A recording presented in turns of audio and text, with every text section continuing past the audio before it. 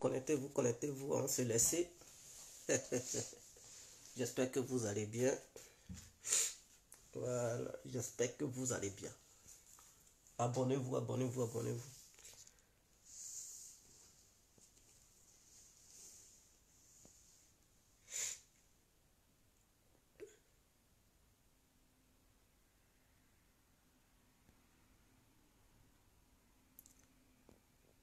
Connectez-vous, connectez-vous, connectez-vous, connectez-vous. Connectez-vous. N'oubliez surtout pas de vous abonner. Abonnez-vous massivement. Abonnez-vous sur ma page Guégué Complet. Voilà, j'invite tout le monde à s'abonner. C'est très important. Et n'hésitez pas à me donner mes étoiles. Donnez les étoiles en quitté ici. Entrez dans nous vivants. Entrez dans nous vivants. Entrez dans nous vivants. Donc, donnez mes étoiles en quitté ici. Voilà. Donc, abonnez-vous. Abonnez-vous massivement. Invitez vos amis à aimer la page en question. Invitez vos amis à s'abonner massivement. Et donnez mes étoiles en quitté ici. Ce n'est pas une obligation, c'est une manière de parler. Donc, entre dans nous vivons, ceux ou celles qui veulent donner des étoiles, peuvent les donner. Que Dieu les bénisse en déjà d'avance. Qu'il leur donne tout ce dont ils ont besoin dans leur vie. C'est très important. Voilà. Ici à Kabagaga, big up à vous. Ah, Mireille Zendi. Oh, big up à vous, Michou. Voilà. Merci à vous. Que Dieu vous bénisse, Madame Mireille. Que Dieu vous bénisse abondamment. Voilà. Faites comme Mireille, qui vient de donner 100 étoiles. Faites comme elle. J'espère qu'aujourd'hui, il aura 1000 étoiles. Vous allez donner 1000 étoiles aujourd'hui. Madame Mireille a déjà ouvert les portes. Donc, à vous de la suivre dans cette tendance. L'incontournable. Patrick Hervé. Oh, pour les étoiles, c'est pas compliqué. Vous regardez là où vous mettez les commentaires là. Hein? Il y a les cœurs, il y a les pouces et à côté il y a étoile. Donc cliquez sur étoile là, vous allez suivre la procédure, les instructions et par rapport à ça, voilà, vous allez décider combien d'étoiles vous voulez donner. Si c'est 100, 50, 200, 1000, tout dépendra de vous. Voilà, donc c'est pas compliqué. Ah, il dit connexion de la baie très... Ah, ok, il n'y a pas de souci. Alors, donc nous allons rentrer dans le but du sujet. Bonsoir, bonsoir à tous et à tout. Pour tous ceux qui ne me connaissent pas, je suis l'incontournable Guégué Complet tout terrain. L'homme dont on parle, l'homme qui n'a pas froid aux yeux, l'homme qui ne mâche pas ses mots. Vous pouvez aussi m'appeler devant la vie. L'homme n'est rien, gouverneur italien. Docteur Mondon, appelez-moi Boum Boum, laisse-moi mourir 5 heures plein droit, El Padrino, Camari, Desoula Moudia. Alors nous voilà à nouveau devant cette caméra pour parler un peu du coup d'état qui s'est déroulé au Burkina. Le nouveau homme fort, Ibrahim Traoré. Ainsi que le discours de Vladimir Poutine. C'est très important. Donc nous allons brosser un peu. Hein? On va faire un brossage de part et d'autre. C'est très important. Du côté du discours de l'homme très très fort du monde, Poutine, et voilà le coup d'état qui s'est passé au Burkina. Vous savez, ce n'est pas... Vous savez, ce n'est pas... Le coup d'état n'est pas quelque chose qu'on peut apprécier. Mais il y a certains cas où on apprécie le coup d'état. En Afrique, tout le monde devrait se mettre autour d'une table pour condamner n'importe quel coup d'état. Si nos dirigeants se comportaient bien envers nous. Mais malheureusement, ils ne se comportent pas bien envers nous. Malheureusement, ils ne nous écoutent pas. Malheureusement, ils écoutent leurs propres égos ainsi que ceux qui les ont mandatés pour être là. Voilà pourquoi les Africains, ils apprécient les coups d'État. Sinon, un coup d'État n'est pas une bonne chose. Mais dès lors que ceux qui nous gouvernent, ils n'en ont rien à foutre. Et quand on leur parle, ils n'écoutent pas. C'est-à-dire ils cassent les bâtons ici et ils cassent ça ici. Ça ne rentre pas, ça ne sort pas. Mais quand c'est comme ça, qu'est-ce qu'on peut faire? Mais, on va apprécier les coups d'État. On va apprécier les coups d'État. C'est en ce sens qu'on apprécie les coups d'État. Damiba, quand il a fait le coup d'État contre Roch Christian Kaboré au Burkina Faso, mais qu'est-ce qu'il avait dit au peuple burkinabé? En faisant le coup d'État là, qu'est-ce qu'il voulait apporter au peuple burkinabé? Parce que le peuple burkinabé revendiquait quelque chose. Et Damiba, il s'est mis devant en faisant croire à ce peuple qu'il allait apporter cette chose au peuple burkinabé. C'est en ce sens, lorsqu'il a pris le pouvoir, le peuple n'a pas manifesté pour contester sa prise de pouvoir, ou bien pour contester son coup d'État envers Roch Christian Kaboré. Mais une fois au pouvoir, Damiba a oublié, je dis bien, il a oublié sa mission pour laquelle il avait fait le coup d'État. Il l'a oublié et il a trahi le peuple burkinabé. Dès l'instant qu'il a oublié sa mission, il a trahi le peuple burkinabé. Mais comment est-ce que le peuple allait encore l'aimer? Comment est-ce que ses amis militaires qu'il avait accompagnés, dans la seule vision d'apporter cette chose que demandait le peuple, dès lors qu'il a trahi, c'est comme s'il trahissait aussi ses partenaires militaires. Donc, il devrait s'attendre à un retour du bâton. Et c'est ce qui s'est passé au Burkina. Et donc, nous ne savons pas les convictions de ce nouveau homme fort. Mais nous saluons son coup d'État. C'est un coup d'État qui est très très salutaire. Nous saluons cela. Maintenant, dans le cas contraire, s'il ne fait pas la volonté du peuple burkinabé, nous recommandons aux militaires burkinabés de le chasser jusqu'à ce que le bon militaire et le bon coup d'étaïste prennent le pouvoir pour faire ce que le peuple demande. C'est très clair. Le peuple revendiquait auprès de Roch Christian Kaboré de mettre fin à la collaboration entre l'armée française et l'armée burkinabé. Le peuple burkinabé demandait à Roch Christian Kaboré de coopérer avec d'autres partenaires, renforcer la sécurité des Burkinabés, permettre au Burkina d'avoir une véritable armée pour garantir la sécurité des personnes et des biens sur le territoire national burkinabé. Parce que Roch Christian Kaboré ne pouvait plus garantir la sécurité des biens et des personnes, c'est-à-dire le peuple burkinabé, ainsi que l'intégrité territoriale du Burkina. Il ne pouvait plus, parce qu'il y avait des attaques de part et d'autre, sachant bel et bien que il y a même au sein du Burkina, là, il y a une partie de l'armée française qui, soi-disant, traite avec le peuple, traite avec le gouvernement burkinabé pour apporter la sécurité. Mais les Burkinabés ne voyaient pas l'efficacité de cette armée française qui était présente, qui est présente sur son sol.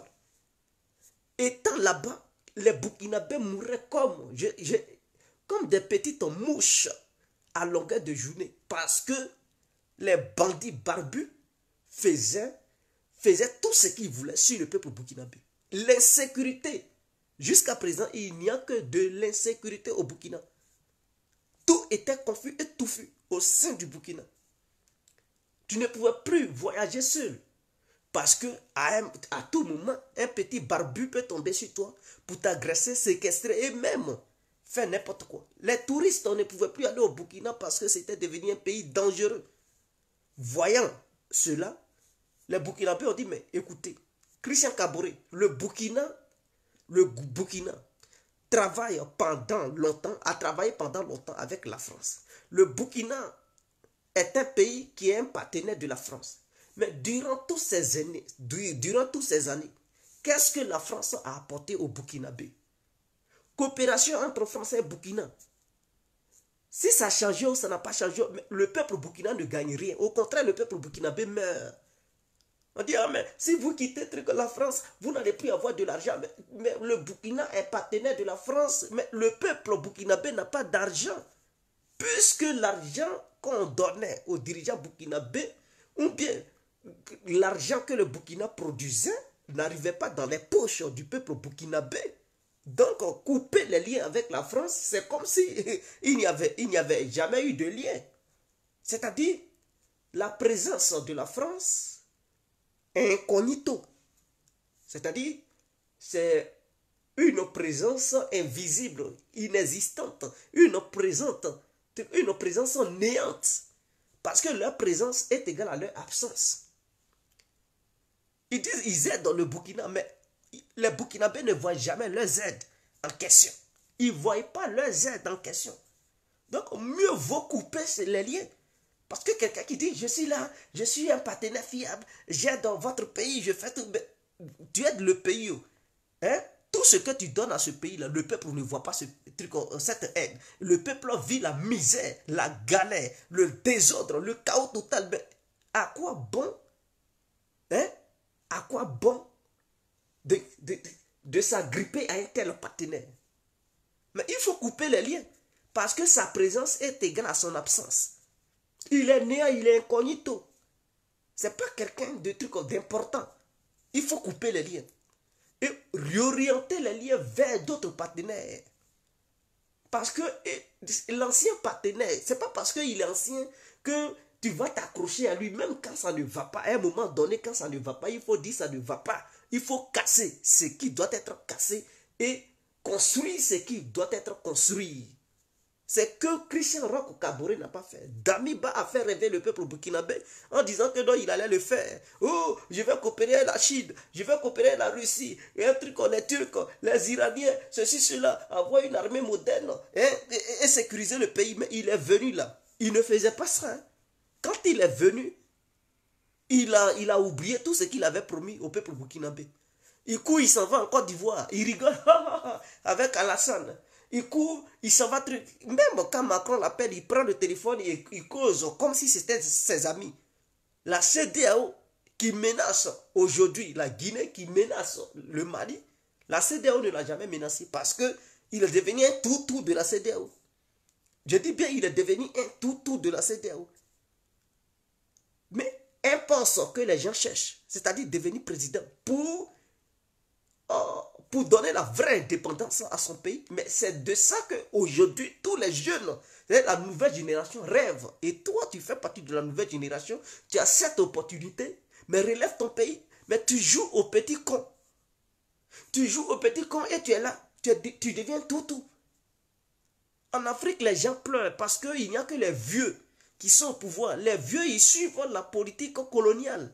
Ils n'en ont rien à foutre de la nouvelle génération. Ils n'en ont rien à foutre des jeunes. Ils font ce qui leur plaise. Maintenant, toi, tu es jeune. Tu as eu la chance, tu as pris le pouvoir par un coup d'État.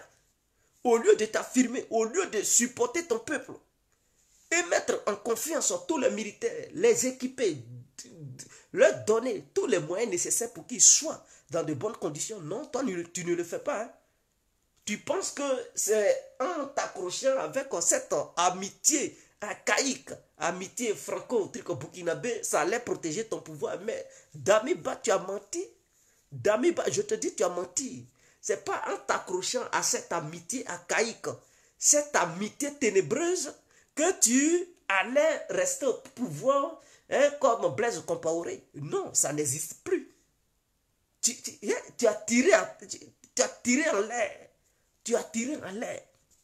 Tu devrais te préparer. C'est-à-dire ce sont les Burkinabés qui jouent avec les traîtres. Soi-disant les dirigeants traîtres, mais ces gens de personnes, vraiment on sait où on les accompagne.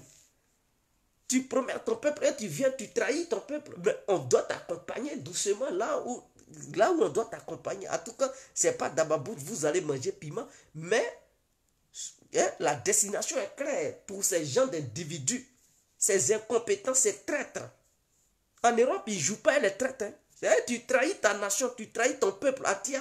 On te poursuit, on te condamne, même à perpétuité. C'est comme ça, les grandes nations.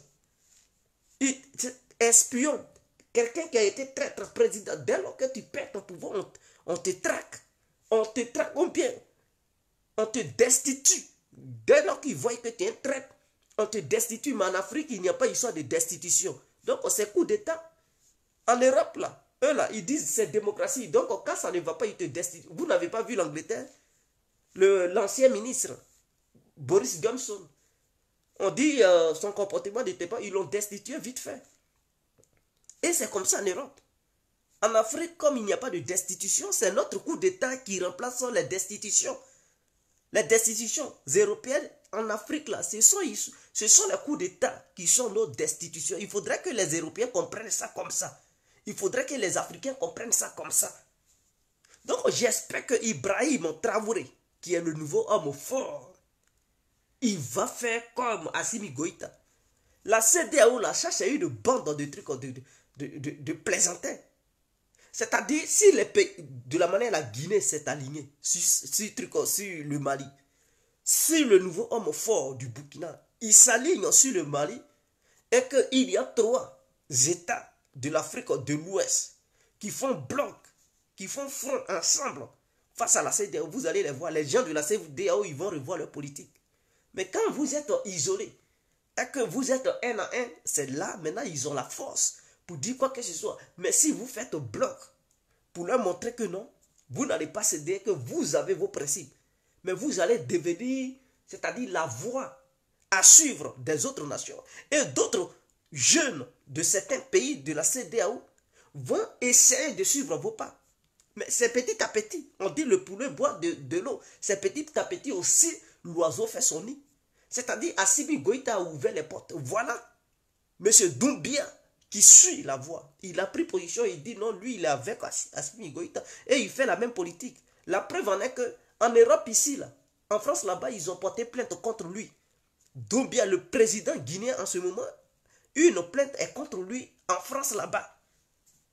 Pourquoi? Parce que il ne représente plus les intérêts français. Il devient une menace pour la France. Donc, la France a commencé à alimenter la CEDEAO, de le traquer et de lui lancer un ultimatum pour essayer d'organiser les élections le plus tôt possible. Dans le cas contraire, voilà, la CEDEAO prendra des sanctions très sévères. Et ils sont passés par le président de la Guinée-Bissau. Un pays comme la Guinée-Bissau aussi parle aussi. Donc voici un peu la situation. Donc le nouveau homme fort du Burkina, si il rentre dans la même logique que Assimi Goïta, Doumbia est déjà dans la même logique, vous allez les voir, les gens de la CEDEAO là, ils vont commencer à cogiter. Ils vont dire, mais on ne peut pas se mettre ces 3 pays-là à dos pour dire, bon, on va se bagarrer ces 3 pays. Sinon, ces 3 pays-là peuvent s'attendre pour créer une monnaie commune. Mais c'est comme ça, non? Ils peuvent, c'est-à-dire la Guinée n'est pas dedans, mais le Mali, comment on appelle ça? Le Burkina et la Guinée, ils peuvent dire, bon, la Guinée peut dire, nous, on abandonne notre monnaie. On crée une monnaie commune. Guinée, Mali, Burkina. Mais ça va concurrencer le truc, le franc CFA. Et ça va affaiblir le franc CFA parce que le franc CFA va perdre 2 pays qui faisaient partie du franc CFA. Et donc, ces 2 pays-là vont se retirer du franc CFA. Vous pensez que les gens de la CEDEAO, ils vont aimer ça, ils ne vont pas aimer ça, ils vont voir une menace en direct. Donc, leur histoire de sanctions, ceci, cela, ils vont abandonner ça tout de suite. Ils vont comprendre que non, ce n'est pas tout on fait à la force. Et ils vont se poser des questions, mais pourquoi les gens ils font des coups d'État en Afrique? Qu'est-ce qui ne marche pas? Ce qui ne marche pas là, il faut s'asseoir et discuter pour trouver des solutions. On ne menace pas parce qu'il faut menacer.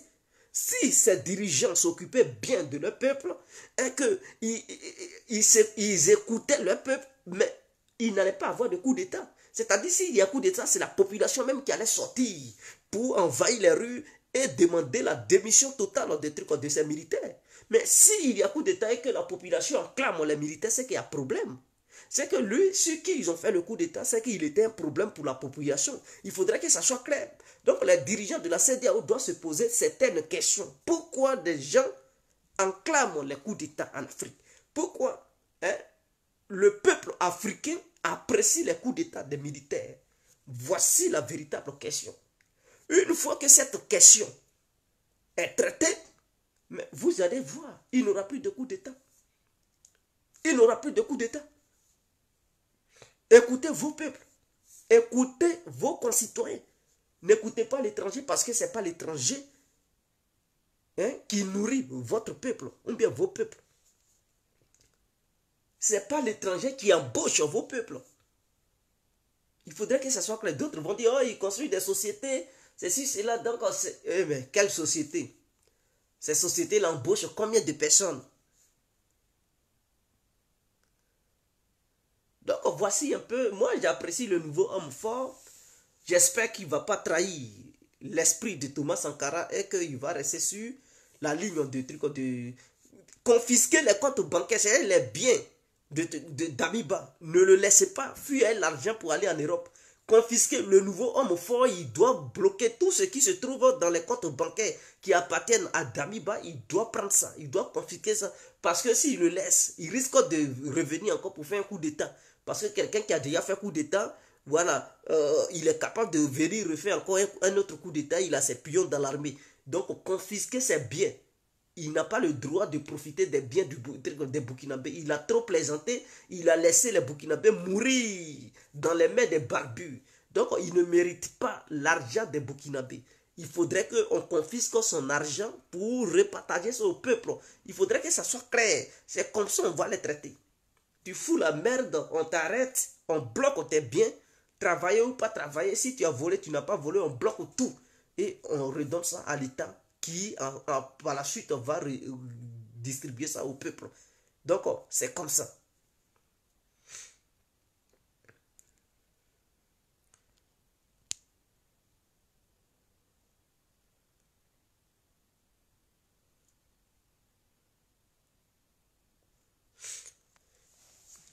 Il parle de Gbagbo, un vieux. Pourquoi moi je veux qu'il devienne président? Gbagbo, un vieux. Pourquoi je veux qu'il devienne président? Bon, voilà quelqu'un qui me pose une telle question. Tous les vieux ne sont pas cons. Mais tous les cons ne sont pas aussi. Hein? Tous les cons ne sont pas aussi non plus vieux. Tous les vieux ne sont pas cons. Mais tous les cons ne sont pas aussi non plus vieux. C'est-à-dire, il y a des vieux cons et il y a des cons qui ne sont pas aussi vieux. La preuve en est que Damiba, c'était un jeune, mais c'était un petit con. Est-ce que vous comprenez? Voilà. Donc, en Côte d'Ivoire, là-bas, vous parlez de Gbagbo. Gbagbo est vieux, mais il n'est pas aussi con. Donc, tu peux être jeune et être con. Tu peux être vieux et être con. Tu peux être vieux et être un éclairé. Tu peux être aussi un jeune et être un éclairé. Le débat ne se situe pas sur l'histoire de Gbagbo ou quoi que ce soit. Je sais que Gbagbo, lorsqu'il était au pouvoir, il a trop joué son pouvoir. Il a joué avec le pouvoir. Mais on doit se poser une question. La question que chaque noir, quel que soit l'endroit où il est, qui doit se poser, on doit se dire, mais pourquoi il était tant combattu, Laurent Gbagbo? On sait qu'il avait plaisanté à son pouvoir, mais pourquoi il était tant combattu? Qu'est-ce qui dérangeait les Occidentaux? Hein? Qu'est-ce qui dérangeait les Occidentaux chez Gbagbo? Qu'est-ce que Gbagbo avait et puis eux, ils ne voulaient pas le voir, ils ne voulaient pas le sentir? Parce que je me pose ces questions. On dit que Gbagbo a été l'homme qui a donné plus aux Occidentaux, qui a tout donné aux Occidentaux. Ok. Mais on sait, en Afrique, lorsque tu donnes tout aux Occidentaux, c'est même là ils te protègent. Ils ne te déclarent jamais la guerre. Ils ne font jamais de complot pour être contre toi. Ils te protègent jusqu'à ce que tu deviennes vieux. Quand ils n'ont plus besoin de toi, c'est là, ils t'accusent de bien mal acquis, ils bloquent tes biens et tout. Et ils te remplacent par quelqu'un, par ton bon petit. Mais quand tu prends le pouvoir, tu n'as même pas encore vieilli au pouvoir et ils commencent à te combattre. Qu'est-ce qu'ils avaient senti sur Gbagbo? Qu'est-ce qui les dérangeait chez Gbagbo? Voici la question qu'un bon noir doit se poser. Parce que de nos jours, on comprend. Quand l'Occident fait coalition pour te combattre, c'est qu'il y a un problème.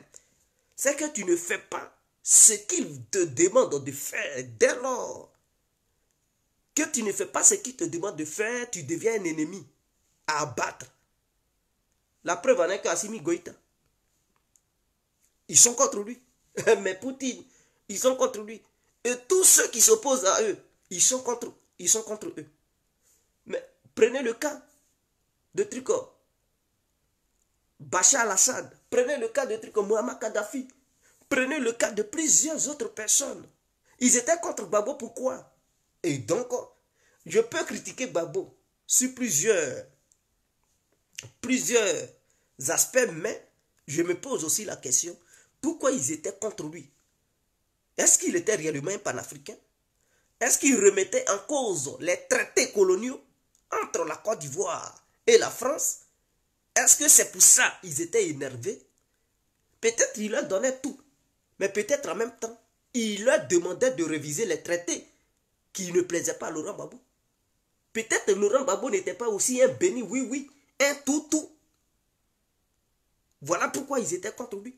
Parce que pour eux, c'était la première fois de voir un président en Côte d'Ivoire qui essayait de remettre certaines choses en question. Peut-être Laurent Gbagbo remettait certaines choses en question que eux, ils ne voulaient même pas entendre parler. Et donc, en voyant ceci, je peux dire, on peut traiter Laurent Gbagbo de tout, mais sur certains aspects, le vieux, quand même, peut-être il luttait pour le bien-être du peuple ivoirien. Voilà pourquoi ils n'ont pas cautionné cela. Voilà pourquoi ils ont tout fait pour l'enlever au pouvoir. Il faudrait que ça soit clair. Parce que quand tu es noir et que tu vois que tu es au pouvoir, dès lors que tu es au pouvoir et que ces gens, c'est-à-dire les gouvernements européens, font coalition pour te combattre, y compris l'ONU, c'est qu'il y a un problème. C'est que tu es un bon dirigeant pour ton peuple. C'est que tu es un bon dirigeant pour l'Afrique. C'est que tu es un bon dirigeant pour les Noirs. Il faudrait que les gens le sachent. Si quelqu'un n'a pas compris ça, c'est qu'il est encore en arrière. Il n'a pas encore compris le monde, le fonctionnement du monde. L'Occident n'a jamais, je dis bien n'a jamais accepté quelqu'un qui s'affirme, qui défend ses intérêts comme son ami numéro un. L'Occident veut des gens qui se soumettent, qui sont des toutous, des bénis, oui, oui. C'est à ceux-là ils disent que non, ils sont meilleurs. C'est à ceux-là ils disent qu'ils sont, ils sont des vrais démocrates. Mais dès lors que tu t'affirmes et que tu défends les intérêts de ton peuple, tu deviens un ennemi à abattre. Et ça a été toujours comme ça. Ça y est dans leur ADN. C'est pas quelque chose qui est né aujourd'hui. C'est un truc. Ils vivent de ça. Ils vivent avec. Ça fait des milliers d'années en fait. C'est pas aujourd'hui ça a commencé. L'esclavage, la colonisation, tout ça là, ça est dans leur... C'est-à-dire, c'est parce que ça est dans leur ADN. Voilà pourquoi ils sont allés faire de l'esclavage. Et pour eux, c'était normal. C'était normal. Parce que l'autre doit se soumettre. Tu te soumets, tu es leur ami. Tu commences à leur poser assez de questions. Tu commences à défendre certains intérêts. Tu deviens celui à qui ils doivent abattre. C'est tout. Ils sont nés comme ça et ils sont comme ça. Pour eux, ils doivent dominer partout. Personne ne doit leur faire front. Personne ne doit partager quoi que ce soit avec eux. C'est à eux de décider ce qui doit se passer dans le monde. Ils s'appellent même communauté internationale. Est-ce que vous comprenez? Donc ce sont des gens, ils sont nés comme ça y est dans leur ADN. La domination en fait. Dès lors que tu ne veux plus de leur domination, tu deviens celui à qui ils doivent détruire. Donc le noir qui est prudent, qui est sage, qui est intelligent, qui ne raisonne pas comme un porc, devrait comprendre cela, devrait comprendre cette logique-là.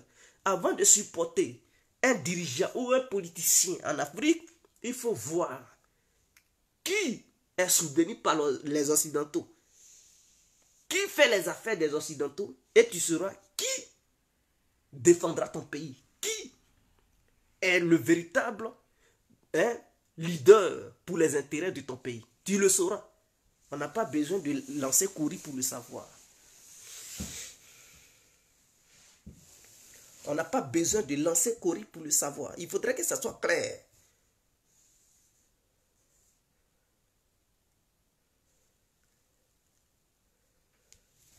Non.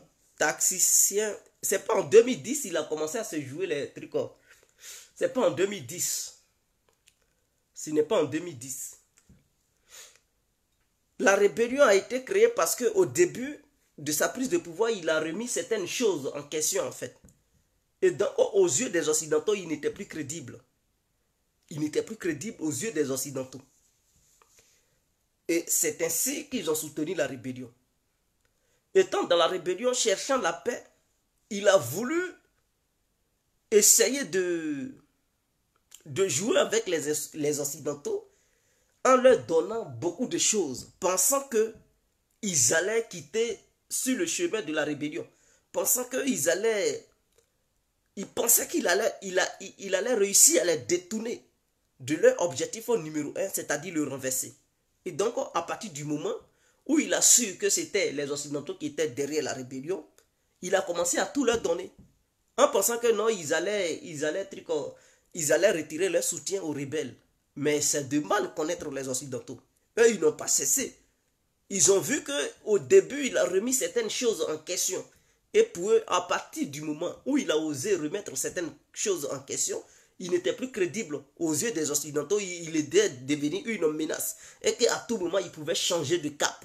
Donc, il fallait le dégager à tout moment. Voilà, c'est dans ça qu'on est resté jusqu'en 2010. Et c'est en 2010, il a constaté que non, le soutien des Occidentaux envers les rebelles devenait clair. Et que ça devenait fort. C'est là maintenant, il a enlevé sa posture d'homme diplomate. Il a enlevé, c'est-à-dire sa veste de quoi que ce soit. Et il a commencé à dessus le temps. Mais c'était déjà trop tard. C'était déjà trop tard. Au moment où il s'est fait piéger lui-même en allant aux élections. Et cette histoire d'élection, soi-disant la communauté internationale a validé et a reconnu un dirigeant, c'était fini. Avec la propagande médiatique occidentale, il ne pouvait plus rien faire parce que le monde entier a cru. Et en Occident ici, même vous, de nos jours, il y a certains médias occidentaux, quand ces médias font de la propagande, il y a beaucoup qui croient. Ils croient. Ils croient parce que la répétition est pédagogique. Quand on répète quelque chose 2 fois, 3 fois, 4 fois, même si c'est faux, tu commences à douter. Toi-même, tu dis, est-ce que c'est faux, mais est-ce que c'est pas vrai? Est-ce que c'est pas vrai? Et dans cette histoire de est-ce que c'est pas vrai, pour finir, tu finis par accepter. Pour dire oui, ce qu'ils disent là, c'est vrai. Et tu peux changer ta vision. Tu peux changer ta manière de voir les choses.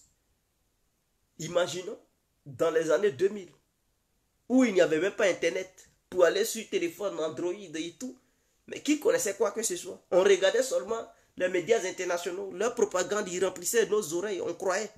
On acceptait, on dit, ah, donc c'est comme ça le vieux. Et c'est comme ça.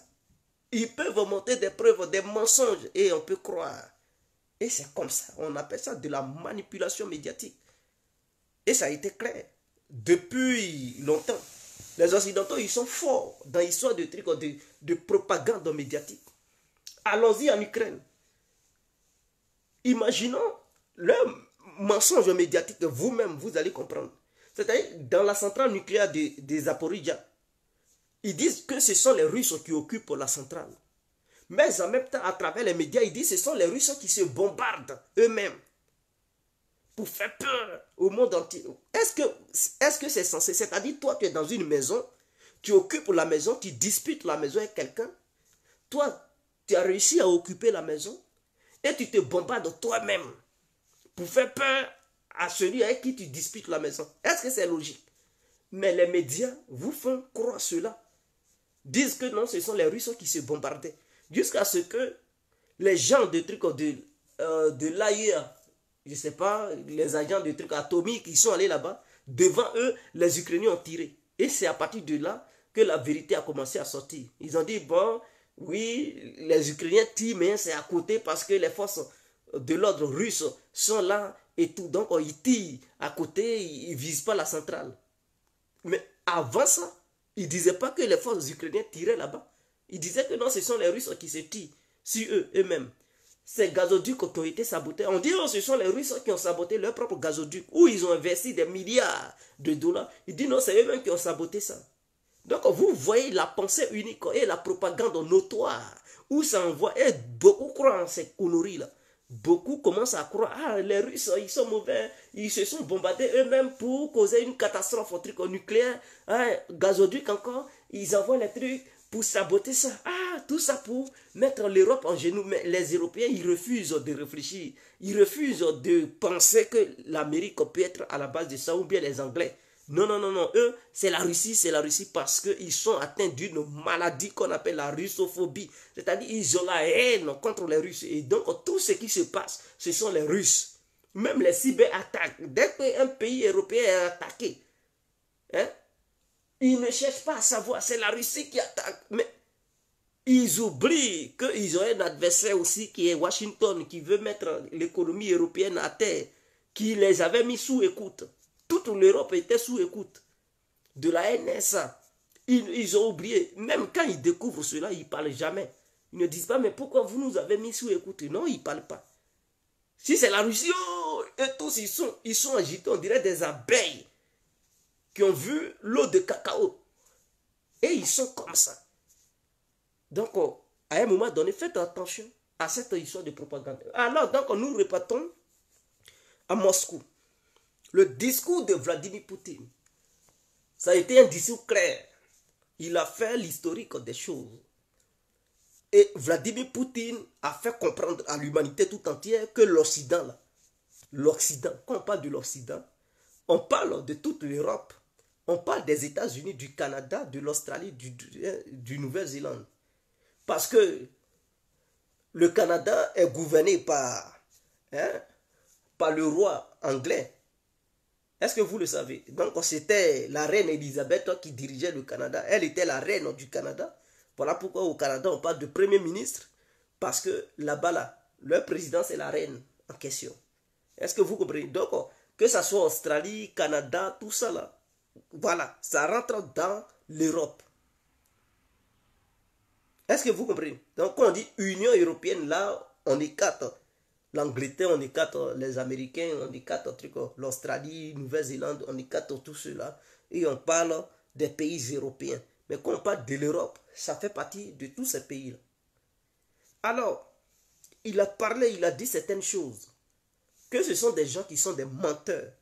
Ils évoluent dans le mensonge. C'est eux qui colonisent le monde. C'est eux qui ont pratiqué l'esclavage.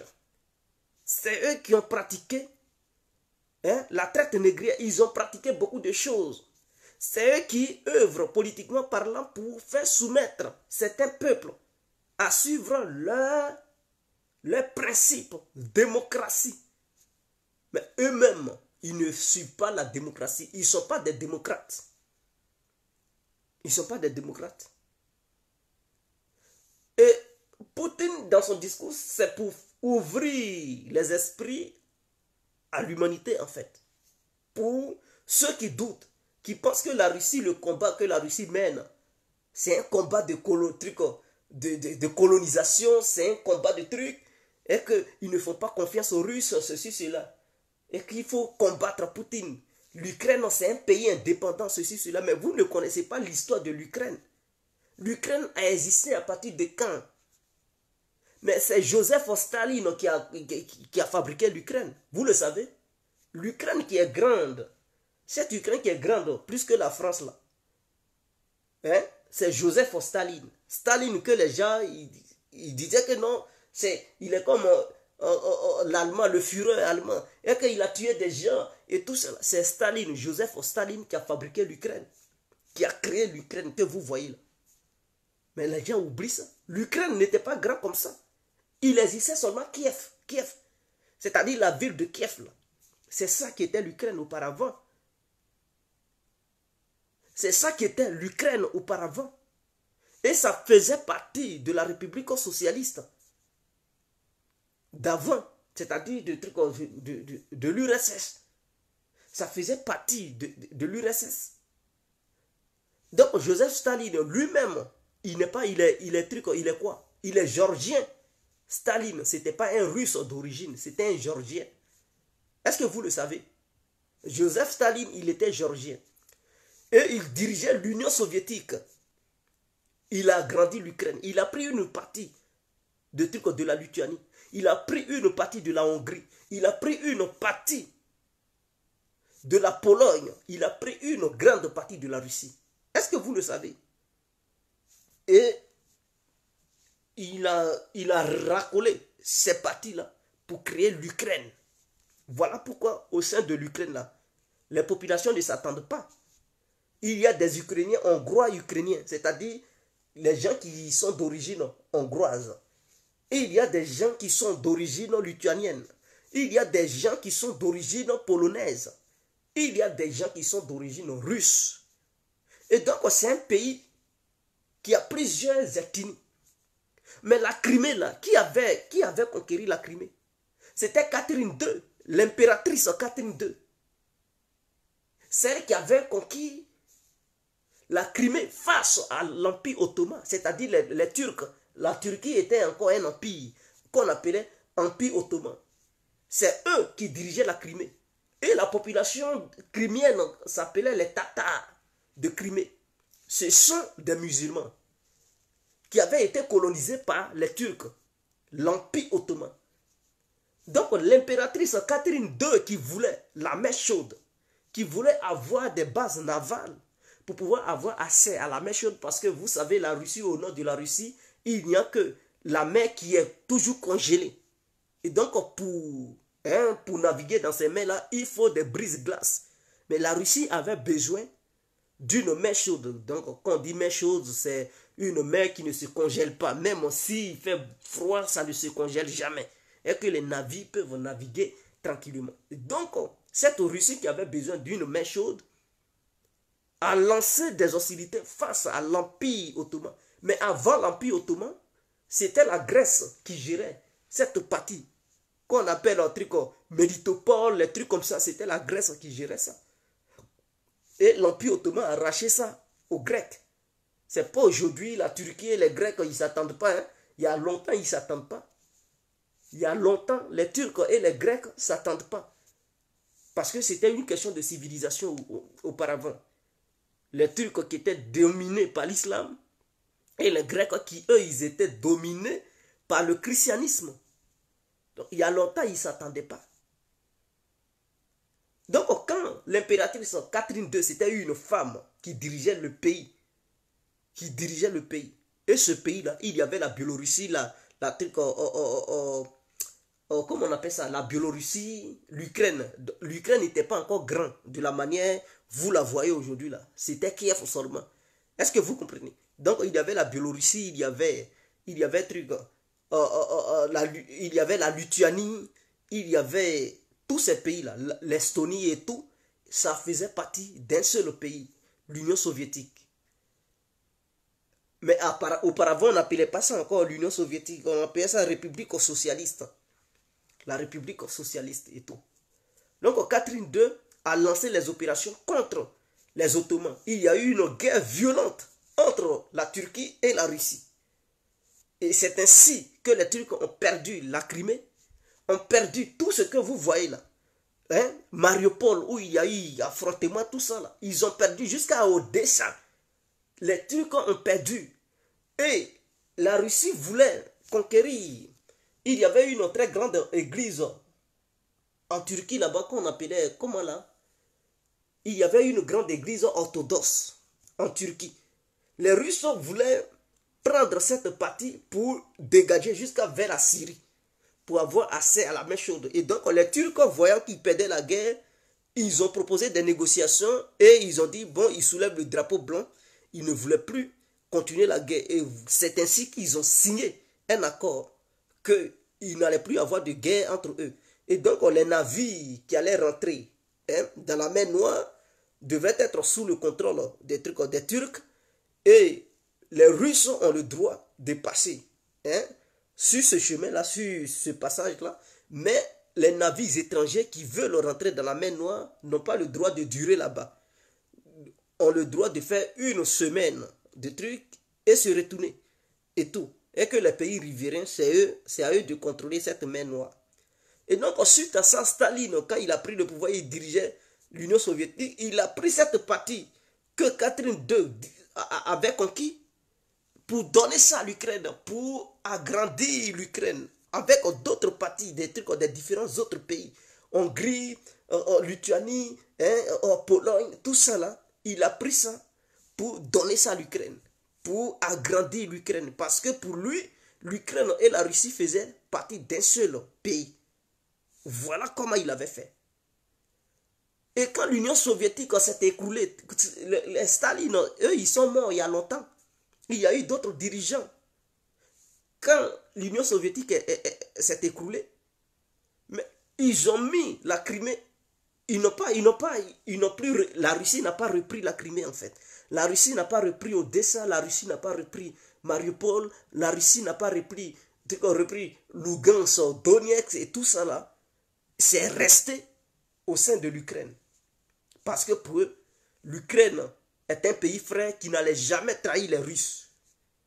Et donc la population russe qui habitait ces villes qui étaient russes auparavant, suite à une guerre entre les Ottomans et les Russes, quand les Russes avaient remporté la victoire, ils ont, si on peut le dire, délocalisé certains Russes dans certaines villes russes au sein de la Fédération de Russie pour les mettre là-bas, afin que les Tatars qui étaient là-bas ne se révoltent pas, pour dire non, nous sommes Turcs et on revendique notre paternité avec la Turquie. Et donc les Tatars qui étaient dans ces régions, les Russes les ont envoyés au sein de la Russie pour ne pas qu'ils se révoltent. Et ils ont rempli ces endroits-là de Russes, d'origine vraie russe.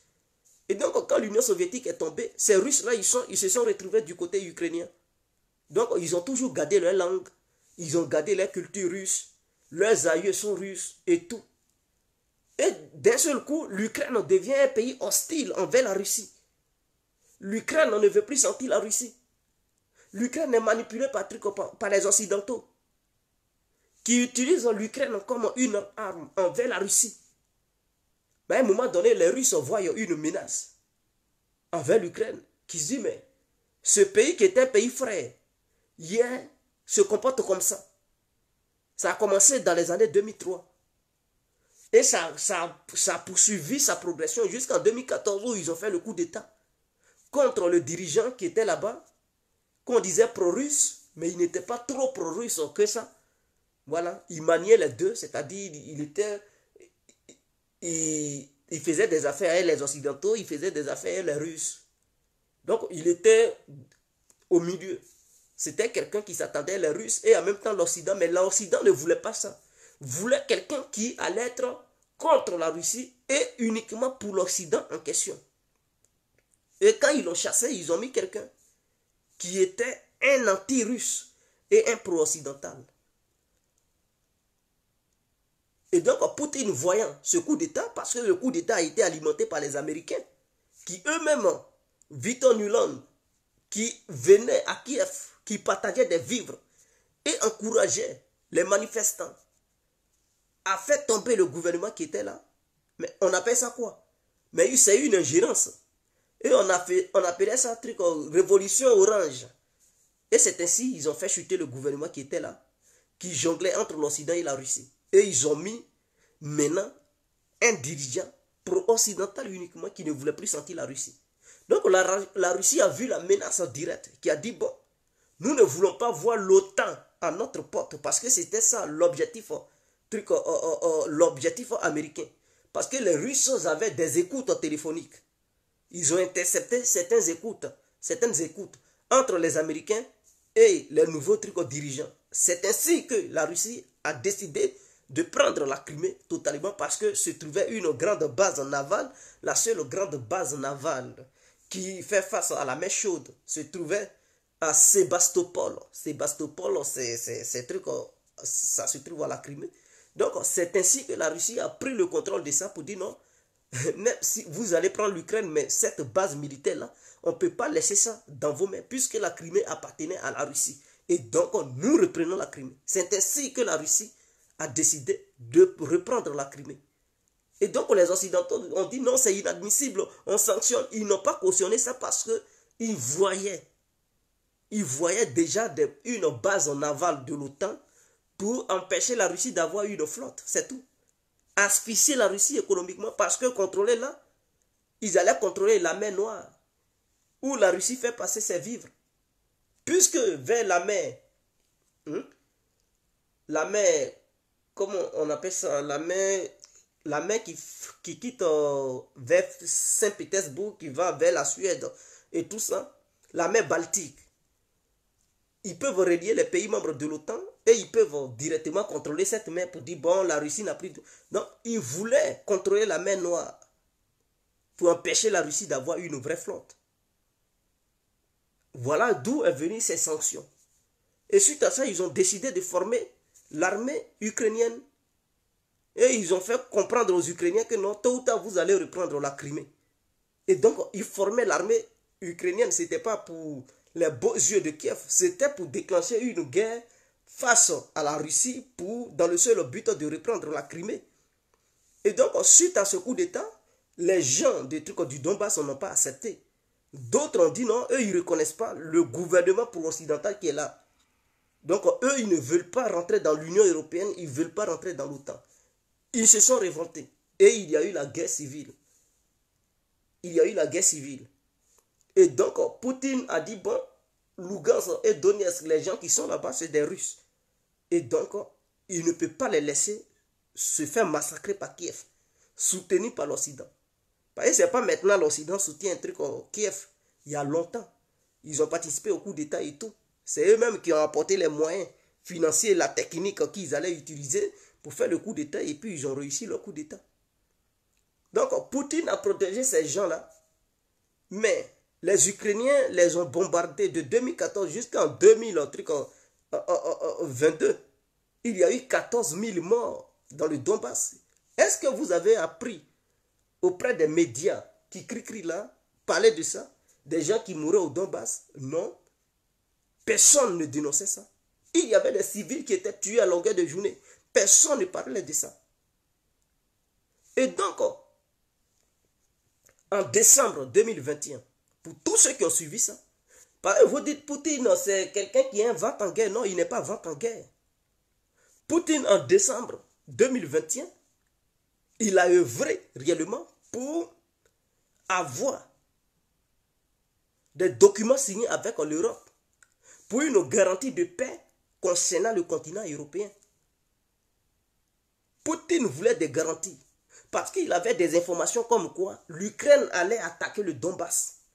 Puisque l'Ukraine ne voulait pas respecter les accords de Minsk qu'il y avait entre les séparatistes et le gouvernement ukrainien, les séparatistes qui étaient soutenus par la Russie.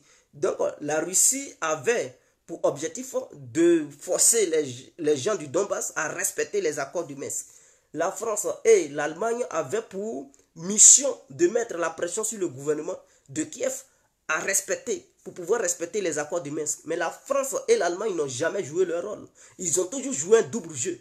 Pendant qu'ils disaient, oh, ils formaient les soldats ukrainiens, ils donnaient des armes à l'Ukraine. Et à chaque fois, ils ont toujours bafoué les accords de Minsk. La preuve en est que la dernière conversation que Macron a exposée sur Internet, il a dit quoi? Entre Poutine. Il a dit, je ne sais pas où tu as pris ton droit, mais on ne peut pas discuter les séparatistes. L'Ukraine doit libérer son territoire. Ce qui veut dire les accords de Minsk, ils s'en foutaient de ça en fait. Et le gouvernement ukrainien a dit, ils ont signé les accords parce que l'Ukraine n'était pas encore puissante et qu'ils avaient besoin de temps. Donc voilà pourquoi ils ont accepté de signer les accords. Maintenant qu'ils sont forts, ils vont libérer l'Ukraine par la force. Or, ces accords de Minsk avaient été validés par l'ONU. Donc l'ONU, c'est plusieurs pays. L'ONU a accepté et validé ça. Mais les Occidentaux ont demandé aux Ukrainiens de ne pas appliquer ces accords. Donc, s'ils n'appliquent pas ça, ils voulaient quoi? Pourtant, la Russie a dit, si vous intervenez, nous allons agir. Donc, c'était les Occidentaux qui voulaient la guerre. Mais en décembre 2021, Poutine a œuvré. Ou bien allez-y voir la diplomatie de Poutine. Sergei Lavrov a croisé Anthony Blinken. Ils ont négocié à Genève. Et ils ont envoyé des documents aux pays membres de l'OTAN. Même à l'OTAN, même à Washington. Ils n'ont jamais voulu. Ils ont dit l'Ukraine est libre de faire son choix et d'adhérer au sein de l'OTAN ou de l'Union européenne. Donc, la garantie de sécurité que voulait Poutine, les pays membres de l'OTAN ont dit on s'en fout de ça. Nous, on n'a pas besoin de discuter la Russie. Au contraire, la Russie leur demande une garantie de sécurité. Et puis eux, ils imposent une condition à la Russie. Ils ne parlent pas de la garantie de sécurité. Ils disent non, parlons des armes. Des armes nucléaires, ceci, cela. Mais Poutine dit, mais le débat n'est pas là-bas. Je parle de garantie de sécurité. Eux, ils disent non, l'Ukraine a le droit de choisir ses partenaires, a le droit d'intégrer n'importe quelle organisation du monde. Et que même l'OTAN. Est-ce que vous comprenez? Et avant que la Russie ne passe aux attaques sur le sol ukrainien, mais vous n'avez pas vu les armes que les Occidentaux envoyaient là-bas en Ukraine?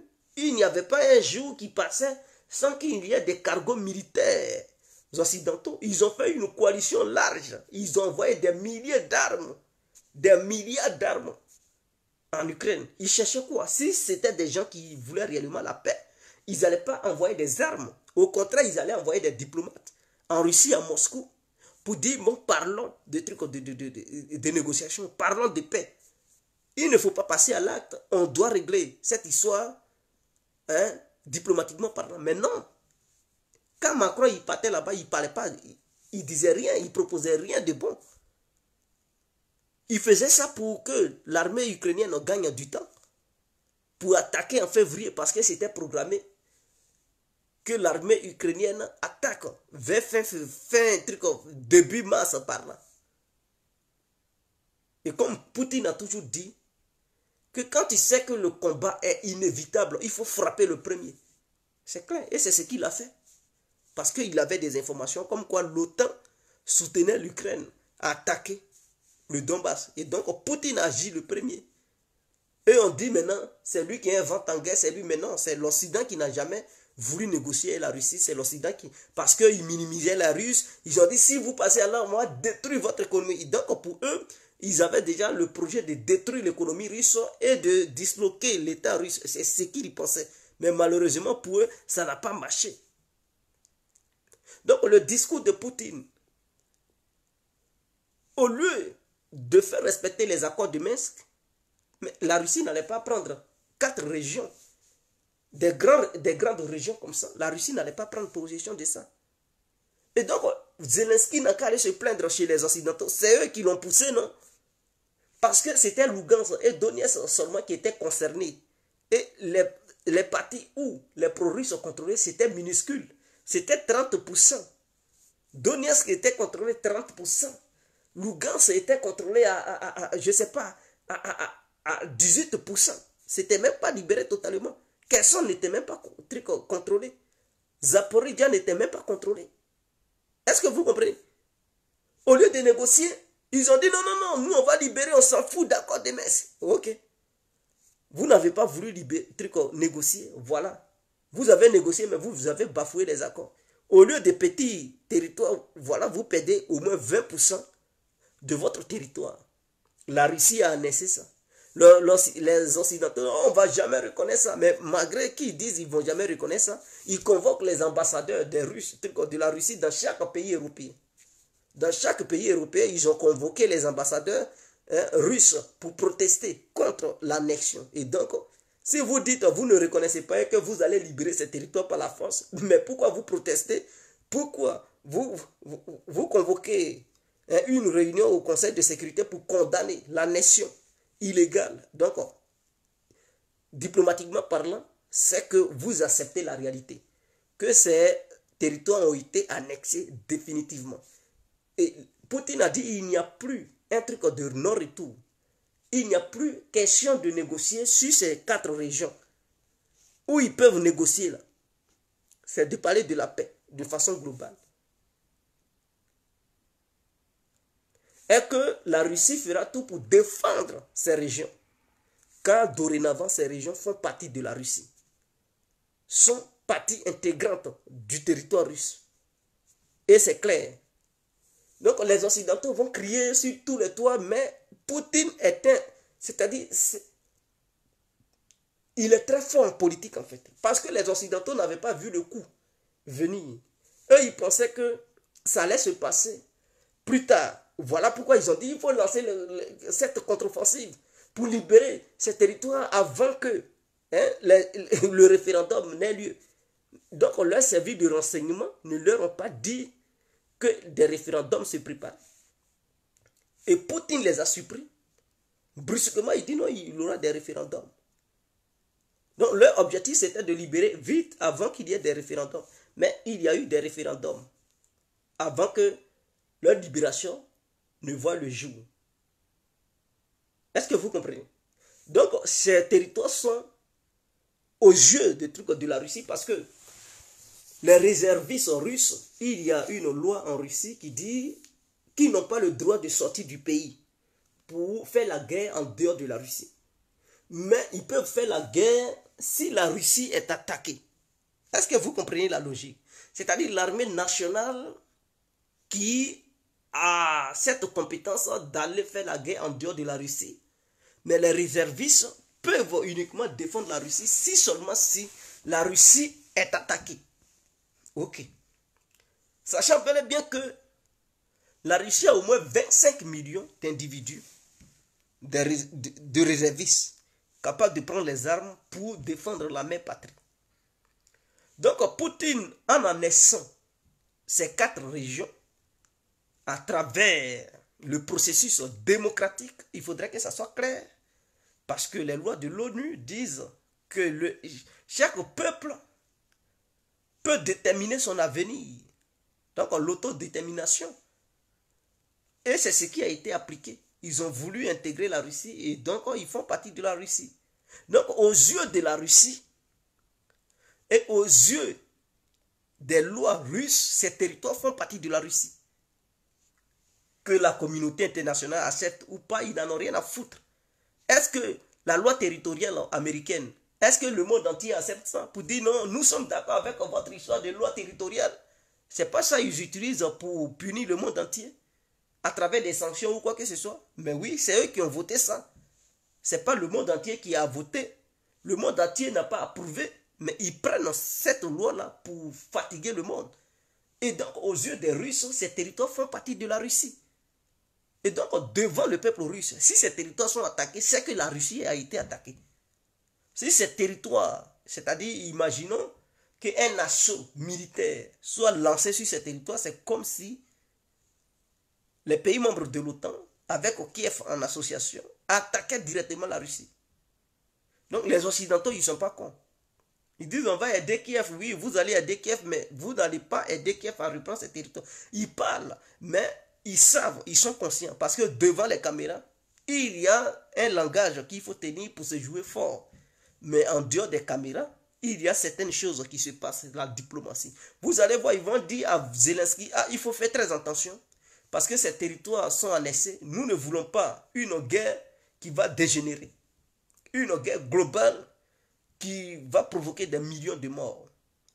Zelensky et Poutine, il a appelé Kiev à la négociation et à l'arrêt des hostilités immédiates. Ok, c'est un piège. Parce que le monde entier dit que c'est la Russie qui invente en guerre. C'est Poutine qui est mauvais, ceci, cela. Et la Chine et l'Inde ont demandé à la Russie de calmer le jeu, de mettre bas la terre et de revenir à la paix. Donc là, Poutine met les Occidentaux devant les faits accomplis. Dit, j'ai annexé ces parties-là, ça appartient maintenant à la Russie, négocions. Et que maintenant je veux la paix. Donc devant le monde entier, Poutine tend la main aux Occidentaux, à l'Ukraine. Maintenant, comment eux ils vont réagir? S'ils disent non, nous on ne veut pas, on veut libérer. Ça veut dire Poutine devant le monde entier, il montre que lui, il n'est pas un vent en guerre. La Russie n'est pas un pays vent en guerre. La Russie, au contraire, cherche la paix. Mais ce sont les Occidentaux qui veulent la guerre. Et donc, vis-à-vis des alliés russes, Poutine aura des arguments pour dire j'ai déjà mis fin aux hostilités, mais c'est eux maintenant qui attaquent la Russie. Et donc, la Russie a le droit de se défendre. En ce moment-là, la Russie devient le pays attaqué. Et les Occidentaux deviennent des agresseurs. Deviennent maintenant des vats en guerre, des gens qui ne veulent pas la paix, qui veulent le chaos dans le monde. Donc voilà le piège qui leur a tendu aux yeux du monde entier. Donc chacun a écouté, il dit bon, mettez fin aux hostilités et passez aux négociations. Et donc, sachant bel et bien que Kiev ne décide pas seul. Tout ce que Zelensky dit là, ce n'est pas de son propre gré. Hein? Tout ce qu'il dit là, ça vient de Washington, ça vient de l'Occident. Parce que sans eux, il n'est rien. Sans eux, là, sans l'Europe. Quand je dis l'Europe, l'Amérique, le Canada, l'Australie, la Nouvelle-Zélande, l'Angleterre et les pays membres de l'Union européenne, sans ceux-là, Zelensky n'est rien. Il est leur marionnette. Tout ce qu'ils disent, lui, il est devant. Il est devant, mais derrière, là, c'est ceux-là qui sont là-bas. Donc, sans eux-là, il ne peut pas tenir un discours. Donc, avant de tenir un discours, il les consulte. Et puis, il y a des conseillers de ces gens-là à Kiev, qui lui disent ce qu'il doit dire. Donc, Zelensky disant que non, lui, il n'a pas besoin de négocier. Et qu'il veut bel et bien négocier la Russie, mais tant que Poutine est là, lui, il ne veut pas négocier. Il va faire la guerre. Donc, aux yeux du monde entier, c'est Zelensky qui ne veut plus la paix. Donc, qui dit Zelensky ne veut pas la paix, c'est l'Occident qui ne veut plus la paix. Et donc, c'est l'Occident qui veut la guerre. À ce moment-là, la Russie peut dire, bon, je suis dans la légitimité de répondre. Et que si on fait la guerre, que la guerre continue, ce sont les Occidentaux qui sont maintenant à la base, qui ne veulent plus la paix. Et donc, nous allons faire la guerre en même temps. Voici le piège. Et les Occidentaux comprennent, les diplomates comprennent. Zelensky n'allait pas tenir ce genre de discours. C'est une erreur. En tenant ce discours, il a fait une erreur. Donc, devant le monde entier, c'est lui le vent en guerre, c'est lui qui ne veut pas de paix. Parce que tout le monde dit, on veut la paix, on veut la paix. Calmons le jeu. Donc, Poutine dit, bon, moi, je calme le jeu. Lui, il dit, non, non, non, moi, je ne veux pas. Donc, à un moment donné, les gens vont dire, ah, mais tu dis, tu ne veux pas. Donc, c'est toi qui veux la guerre, alors. C'est toi qui ne veux pas la paix. Ah, donc, c'est toi le problème. Ah, donc, en réalité, vous étiez là préparé un coup pour agresser la Russie. Ah, donc, Poutine était dans la légitimité de mener l'opération spéciale. Puisque si tu ne veux pas discuter, tu ne veux pas de paix. Donc, en réalité, l'Occident et toi, vous étiez là préparé un coup contre les Russes. Ah, donc, Poutine a raison. Voici ce qui se passe.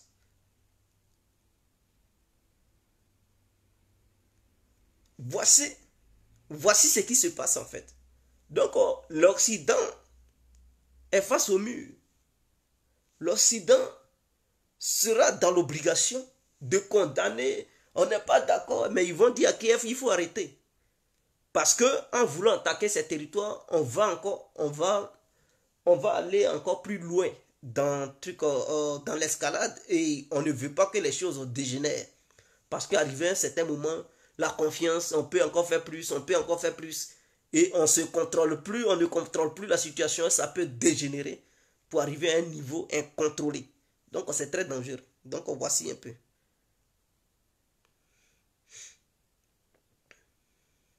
Donc voici ce qui se passe. Donc si l'Occident n'obtempère pas et ne dit pas que non, il faut négocier aux yeux de la Chine, aux yeux de l'Inde, Poutine peut leur dire, moi j'ai déjà arrêté les hostilités, je leur ai tendu la main, mais ils ont refusé ma main tendue, ils veulent la guerre, donc on va faire la guerre. Et ses alliés vont lui dire, ah tu as raison et tout. On pensait que c'est toi qui étais le problème, on pensait que c'est toi qui ne voulais pas la paix, mais en réalité on a vu que tu as lancé un appel à la paix, mais c'est eux qui ne veulent pas la paix. Donc ok, il n'y a pas de souci, nous on te soutient maintenant. Si c'est la guerre ils veulent, on va faire la guerre. Donc voici un peu le piège dans lequel l'Occident est. Donc Zelensky va beau crier, mais pour finir, c'est lui-même qui va dégager. Parce que Poutine, lui, il est là encore pour 4 ans. Non, il finit son mandat en 2024. À ce que je sache, voilà, 2024. Donc nous sommes en 2022, il lui reste 2 ans pour décider s'il doit partir ou bien il doit renouveler son mandat. Donc voilà un peu ce qui se passe. Alors, donc, dans tout ça, c'est l'Ukraine qui perd. Les médias vont beau faire de la propagande. Poutine, son opération spéciale. Ils vont beau dire, oh, la Russie perd ceci, cela. La Russie n'a pas perdu. Au contraire, la Russie a augmenté son pays. Hein? La Russie a augmenté son territoire. Elle a pris beaucoup de villes. Hein? Elle a pris toute une mer. La mer d'Azov lui appartient maintenant toute seule. Donc tous les poissons qui sont là-bas, là, ça appartient à la Russie. Il n'y a plus histoire de partage avec l'Ukraine dans cette histoire de mer. Donc voici un peu ce qui se passe. La Russie a pris plusieurs villes. Et elle a eu beaucoup de millions, 7 millions de personnes. Donc les gens qui disent, oh la population russe fuit. Ceux qui fuient là, ils sont au nombre de combien même? Ceux qui fuient les frontières et les trucs russes qui s'en vont, ce sont des petites traites. Laissez-les, ils sont au nombre de combien? Ils ne valent même pas 2 millions. Je dis bien, ils ne valent même pas 2 millions. L'opération de Poutine, ce qu'il a eu là, il a eu 7 millions de trucs de personnes. Dans cette histoire de trucs de 4 régions, ça lui fait 7 millions. Donc même aussi 300 000, 400 000, 500 000 Russes fuient, à la place là, il va les remplacer par les nouveaux Ukrainiens qui sont au nombre de 7 millions de personnes. Donc ça ne change rien.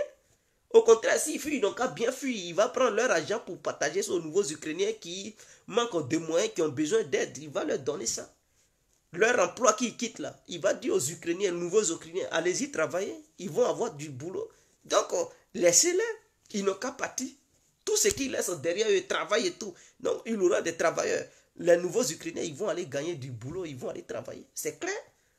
Donc, voici un peu ce qui se passe. Non, la centrale nucléaire devient une centrale nucléaire russe. Il n'y a plus de négociation. Ça se trouve sur le territoire russe, Zaporozhye. La centrale nucléaire se trouve la partie où la Russie contrôle. Donc, automatiquement, ça devient une centrale nucléaire russe. Donc, la Russie peut décider de couper le courant en Ukraine. Le courant qui quitte là-bas, l'électricité qui quitte là-bas pour alimenter une très grande partie de l'Ukraine, la Russie peut dire, bon, maintenant, vous payez l'électricité dans ma main ou bien, dans le cas contraire, je coupe l'électricité chez vous. Je ne vous fournis plus de l'électricité. Je dirige ça vers les 4 régions libérées là. Je vais leur fournir de l'électricité. Vous, Ukrainiens, je ne veux plus. Ou soit vous payez ça dans ma main. Parce que ce sont des territoires russes maintenant. C'est comme ça que ça se passe. Que l'Ukraine veuille ou pas, c'est comme ça. Il n'y aura plus histoire de dire il faut négocier ceci, cela, centrale nucléaire, il faut donner ça aux Ukrainiens. Non, ça devient une centrale nucléaire russe. Donc voilà un peu. J'ai déjà parlé du coup d'État. Il faut réécouter la vidéo au début.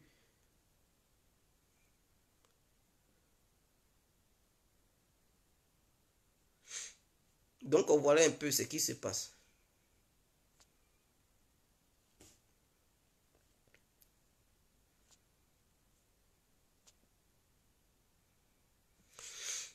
Non, Odessa, la Russie allait vouloir Odessa, mais ça dépend. Les gens qui vivent dans ces régions-là, il faut qu'eux-mêmes ils aient la volonté de dire, nous on veut adhérer au sein de la Russie. C'est-à-dire, tu ne peux pas envahir un endroit où les gens même ils n'ont pas de conviction de vivre avec toi. Tu vas te battre pour aller là-bas pour faire quoi? S'ils étaient réellement maltraités par les qui-viens, ils allaient se révolter à Odessa pour dire on veut l'aide de la Russie. Mais ils ne font même pas de gestes. Ils n'en ont rien à foutre. Au contraire, ceux qui sont des pro-russes, ils prennent des armes contre la Russie. Donc le jour, ils seront maltraités. Le jour, ils vont se révolter. Le jour, ils vont demander de l'aide à la Russie pourra leur venir en aide.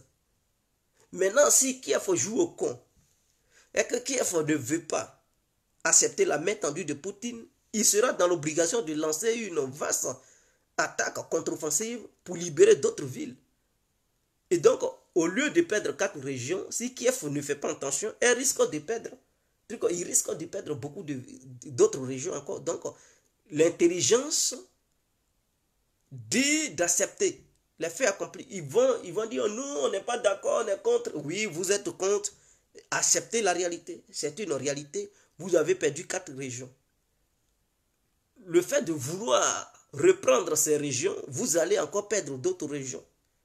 Donc, mieux vaut perdre les 4 et garder les autres régions. Sinon, vous allez perdre encore beaucoup de régions. AES est mobilisé qui vont là-bas, là. Parce que d'autres disent, oh, c'est de la chair en canon. Non. Ce que Poutine essaie de faire, les gens, ils ne comprennent pas. Les gens ne comprennent pas la stratégie de Poutine. C'est très clair et simple. C'est-à-dire, il a mobilisé les 300 000 réservistes qui vont aller dans le Donbass. Leur mission, je dis bien leur mission, c'est de sécuriser les territoires déjà libérés. Maintenant, ceux qui sont aguerris, qui sont là-bas, qui depuis le début mènent la bataille, eux là, ils vont lancer d'autres contre-offensives au lieu de sécuriser, parce que eux, comme ils ne sont pas nombreux, ils sont au moins 200 000 personnes. Et c'est un front de 1000 km. Donc, non seulement les villes qu'ils ont libérées, ils doivent sécuriser ces villes, et en même temps, ils doivent être en même temps au front. Donc, ça fait qu'ils ne sont pas nombreux. Parce que les villes libérées, il faut les sécuriser. Donc, ceux qui étaient au front, ils se sont divisés pour sécuriser les villes libérées. Et il y a peu maintenant qui est au front. C'est ce qui fait que les Ukrainiens avancent en fait. Parce que, en nombre, les Ukrainiens, ils sont nombreux. Les Russes sont peu. C'est l'artillerie qui fait que, bon, ça ralentit un peu les Ukrainiens. Et c'est ce que Poutine a vu. Voilà pourquoi depuis là, la Russie ne lance pas de contre-offensive en fait. Est-ce que vous comprenez? Donc la Russie ne lance pas de contre-offensive parce que les 200 000 qui sont partis, il y a d'autres qui sont blessés, il y a d'autres qui ont été tués. Ok. Maintenant, parmi eux là, il y a d'autres qui sécurisent les différentes villes libérées. Hein, les infrastructures, et consoles, les personnalités. Et il y a d'autres qui sont au front. Donc ceux qui sont au front, ils sont peu maintenant, ils ne sont pas nombreux. Et ceux qui sont dans les villes, qui sécurisent les villes, ils ne peuvent pas quitter la ville, ces différentes villes pour aller au front. Sinon, ça va créer le chaos. Les Ukrainiens, hein, les agents de renseignement ukrainiens qui sont là-bas, ils vont commencer à foutre le bordel, créer le chaos. Donc, il faut monter la sécurité dans ces différents endroits. Or, tous ceux qui font ça là, ce sont des aguerris, ils connaissent la guerre. Mais ils sont occupés par ces différents trucs. Donc, ils ne peuvent plus lancer de contre-offensive. Ils ne peuvent rien faire, ils défendent. Et ceux qui sont au front, ils sont maintenant peu nombreux. Voilà pourquoi ils perdent du terrain. Et donc, qu'est-ce que Poutine fait? Ce qu'il veut faire, c'est que ces 300 000 réservistes, leur mission, c'est de sécuriser ces villes. Maintenant, ceux qui sécurisaient les villes, qui faisaient partie du nombre de 200 000 trucs militaires russes, eux là, ils vont leur dire, bon, quittez maintenant les villes, allez-y au front, allez-y rejoindre les autres qui sont là-bas pour lancer des contre-offensives parce que eux ils sont doués à la matière, eux ils sont aguerris. Donc voici maintenant les 300 000, eux ils vont sécuriser les villes. Maintenant tous ceux qui sécurisaient les villes qui étaient au front auparavant, ils vont maintenant aller au front pour lancer des contre-offensives. Donc voici ce qui se prépare. Donc ce n'est pas une histoire de chair à canon, non. Ne voyez pas ça comme ça. Ne suivez pas la propagande de l'OTAN ou bien des pays membres de l'UE, non. Laissez ça. Quand il dit, oh, ça ne changera rien, dites-leur que ce qui a changé, ce qui a fait que la Russie a pris toutes ces régions-là, ils étaient 200 000 personnes face à une armée de milliers de personnes. Et la Russie a réussi à prendre ça. Maintenant, en augmentant 300 000, si la Russie décide de lancer une contre-offensive, si Kiev ne veut pas, elle peut prendre beaucoup de trucs de ville. Même en Kharkiv, elle peut revenir sur Kharkiv, la Russie. Il suffit de lancer une grande contre-offensive et puis c'est fini. Les Ukrainiens vont perdre un truc, Kharkiv et tout. Donc voilà un peu. C'est parce que la région de Kharkiv n'intéressait pas truc, les Russes trop. La Russie avait sa vision, son objectif. 4 régions et tout. Parce que ce sont ces régions-là qui ont décidé de rejoindre les Russes. Les habitants de ces régions ont revendiqué de vouloir appartenir à la Russie, mais les autres régions ne revendiquent pas. Donc le jour, elles vont revendiquer, le jour où ils seront torturés, ils vont dire, ah, on veut appartenir à la Russie, mais la Russie mettra les moyens pour les libérer. Donc voilà un peu.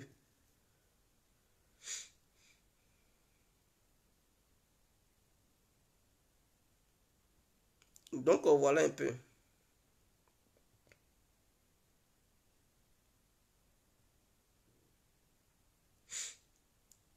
Et puis ceux qui mènent la bataille réellement, ce sont les pro-russes. Ce sont ceux qui sont dans les différentes républiques qui mènent la bataille, qui sont au front, à la première ligne.